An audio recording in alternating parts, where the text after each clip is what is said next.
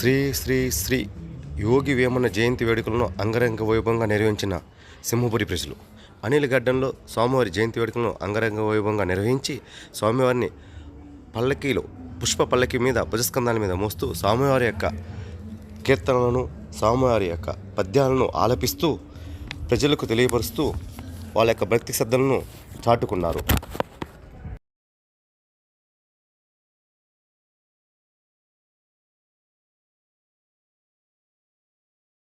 ఓకేనా అశోకనా? ఓకేనా?